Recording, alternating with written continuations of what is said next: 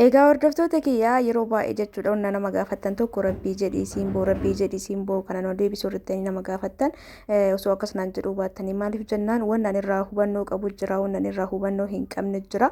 Kanaaf akkuma walii galaatti yoo gaafii nama gaafattan gaafii akkuma gaafachuun akkuma jirti ta'e ani immoo kan isin deebisuu waan irraa beekuu fi waan irraa hubannoo qabu jechuudha. Kana maaliif isin jedhee ijoolleen baay'een gara keessaatiin natti erganii obboleeyyan kiyya fa'a akkana ta'anii fuulli isaanii hedduu shifiniina wallaahi shifiniina keessa badee ka madaa gugurdaa tokko ta'e ijaan laaluun nama sodaachisu irratti erga jira.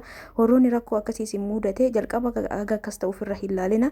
Yoo akkasii isin bade kallattimaan mana yaalaa dhaqxanii rakkoo gogaa keessanii akkasumas dibata yookaan ooyilii gogaa keessanii wajjin walii galu jechuudha. Fuulli nama hundaatu fuulli gogaan gosa sadiitu jiranii beektanii kadallanu gogaa bakka gosa sadiitti qoodama. Anamma san isin barsiisuuf osoo hin taane sadiin san keessan kam akka ta'e beektanii yeroo mara waan fayyadamuu qabdan waan gogaan keessan sun barbaadu isinii ajaja jechuudha. Akkas ta'a namoonni shifiniina fakkeenyaaf akka suura irratti argitan kanatti isin baa'ate namoonni maadiyaatiin akkanatti isin rakkise maadiyaatillee sababa garaagaraatiin nama dhugaa dubbachuuf anuyyuu akkas ta'ee ture wallaahi laazim yeroo wayii garuu sababa guddaa wayii qaba alhamdulillah ammaan tana hunduu darbee jira. Akkasumas gisee fuulli keessan akka malee isin badee fi qaamni keessa isin dhiqallatee bakka namummaa keessan isin sodaachise waan birallee duwwaan jiraachuu danda'a. Kanaafuu quraan ofitti qaraasan sinjaa hordoftoota kiyya waan isin jedhe hubattan jedhe yaada.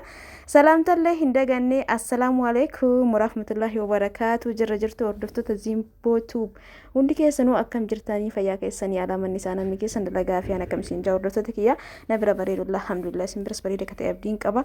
Egaa namoonni akka burtukaana kana fakkeenya fuulli kiyya qaawwa qaba jettanii dubbattan kallattimaan isiniif jechuudha. Akkasumas fuula keessan walumaa galatti qulqulleessuuf bareechuuf wanta lama qofa fayyadamtan jechuun waanatti wanta lama barbaachisa lamaan san irratti waan biraa dabaltanii fayyadamuu dandeettan kallattimaan gara viidiyootti dabarra.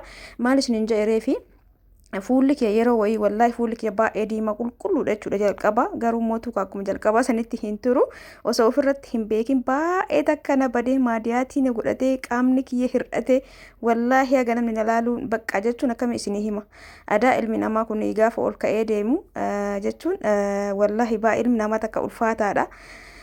Rakkoo birallee qabaachuun mala waan ta'eef yeroo baay'ee bishaan quraana fayyadama. Quraana ofitti qaraasisaa iji namallee gaarii miti ija namaa birallee wanni birallee jiraachuu danda'a.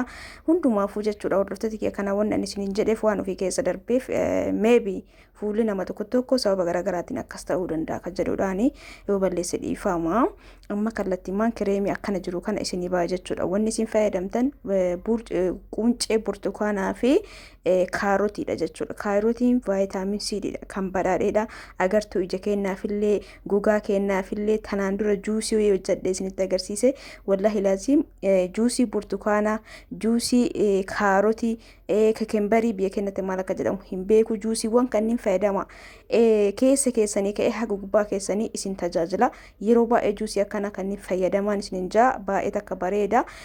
Burtukaanni illee vaayitaamin C of keessaa vaayitaaminoota hedduu of keessaa qaba. San keessaa vaayitaamin C gogaa keenyaaf baay'ee takka barbaachisaadha.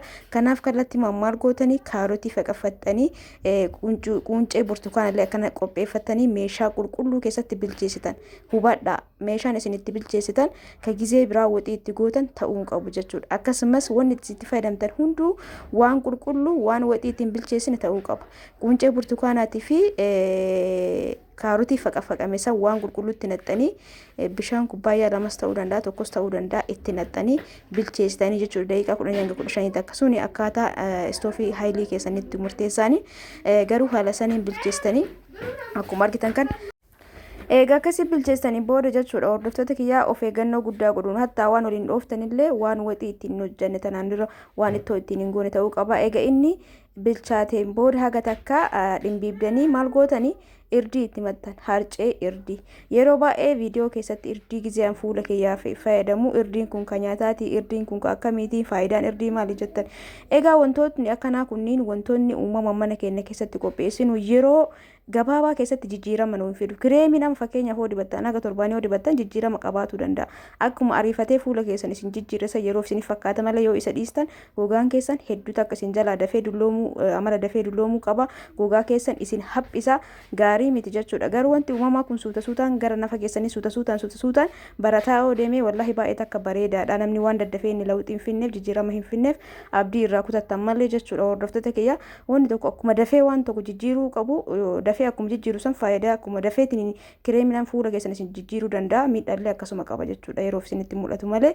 Egaa irdii itti kurtaniin booda gara waan itti bilcheessanii galabaxattanii yoo barbaachisaa waanuma kana qofa walitti harki keessan irra taa'uun qabu ibidda keettanii sochooftan jechuudha. Haga inni kireemii fakkaatu barbaachisaa ta'e immoo harcee boqqolloo itti dabaltan. Harcee boqqolloo itti dabaltan garuu yoo qorree jedhe amala goguu qaba.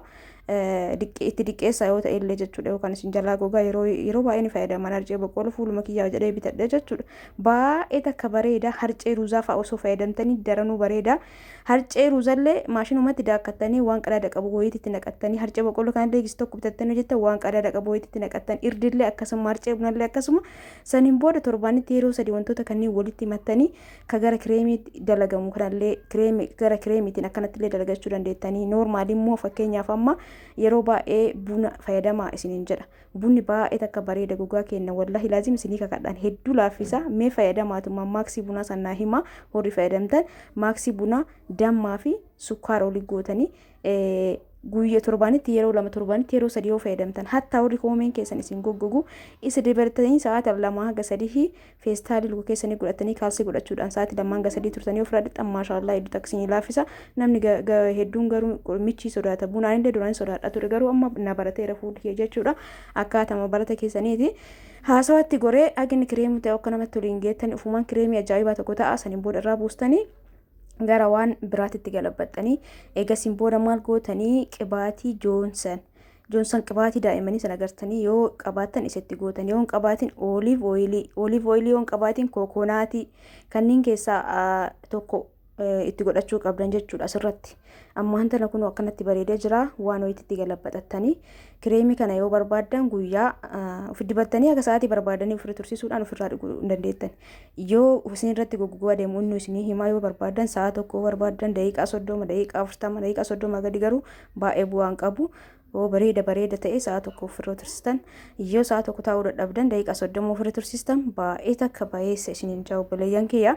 Egaa kanatti wayiin naqattaniin booda asitti qibaatii joonsanii itti godhattanii yoo dandeettanii yoo isa dhabdan immootu oliva oilii isa godhadhamanii kokonaatii kanneen keessa fuula akkanatti fakkeenyaaf amma bakka milikita isinitti agarsiisu fuulli kiyya qaawwa qaba warri jettan waan vaayitaamin C of keessaa qabu yeroo baay'ee fayyadaman isiniin jedha. Vaayitaamin C addatti illee oiliin isaa jira yookaan zayitiin isaa jira. Isa san fayyadamaa namni fuulli keessan qaawwa isin jalaa godhate akkana isin rakkise maaksii uumamaan mana keenyatti fayyadamnu kanallee yeroo baay'ee hin tuffatina fayyadama. Maaksii bunaa san fayyadama.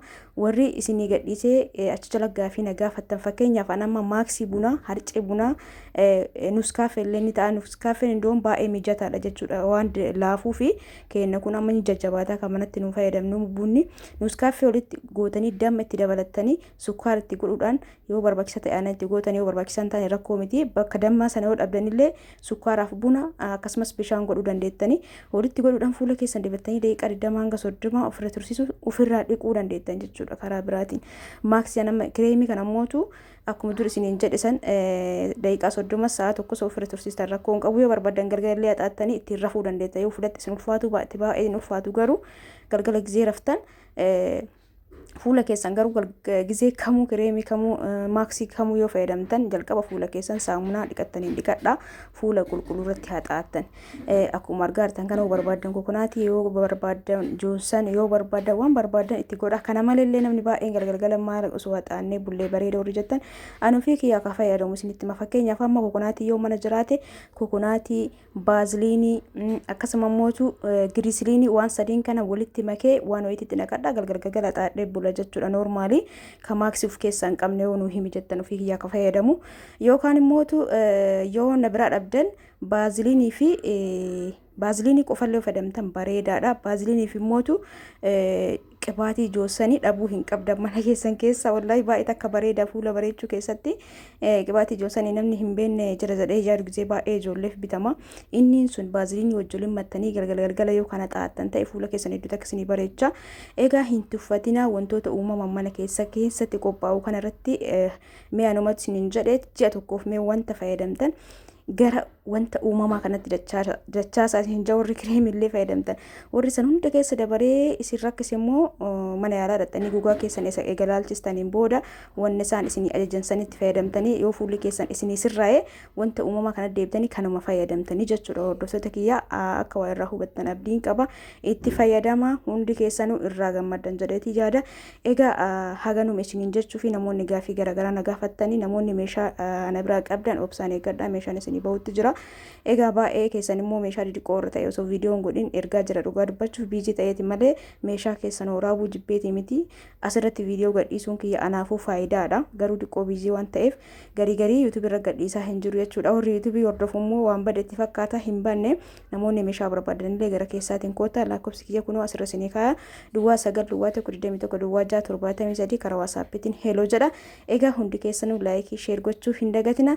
Egaa akkasii qopheeffataniin booda waan qadaada qabutti naqattanii haga yeroo barbaadanii fayyadamuu dandeettanii luka keessan qaama keessan guutuullee shaaworii seenuu barbaadan fakkeenyaaf kireemii kanas ta'uu danda'a maaksii bunaa keessattuu sukkaara damma aannan xiqqoo gootanii loomii xiqqootti cuunfitanii saanii jabatti qopheeffachuudhaan qaama keessan guutuu namni isin dibuu jiraate dibattanii sa'a 2 hanga 3 sa'a 2 tokko haga 2 tursiisuudhaan shaaworii yoo seentan maashaallah isinin jaa baay'ee takka bareeda fayyadama maaksii bunaa sukkaara damma loomii xiqqoo gootanii qaama keessan guutuu fakkeenyaaf qanni shaaworii seenuuf boru shaaworii seenuuf ganamumaayyuu kaate eego jedheen bori shaaworii seena jettee honi yaa qabaattee dursitee hojii kee geeffattee maaksii san guutumaan guututti qaama kee guutuu dibattee yoo ofirraa dhitte gisee shaaworii seentu maashaallah isinin jaa. Egaa viidiyoon kee kaarraa kanumaan raawwateeti jira. Hordoftoota kiyya viidiyoo biraatiin inshaallah walitti deebina. Hundi keessan wangasii bakkuma jirtanitti fayyaa keessanaa tura. Hedduu takkaan isin jaaladha. Hedduu takkaan isin kabaja. Egaa viidiyoo biraatiin walitti dachaana jechuudha. Hundi keessanuu itti fayyadama irraa fayyadamaan isinin jaa. Warri irraa fayyadamtanii tanaan dura maaksii buna fayyadamtanii beektan koomentii naa barreessa. Ulfaadhaa galatoomaa. Baay baay.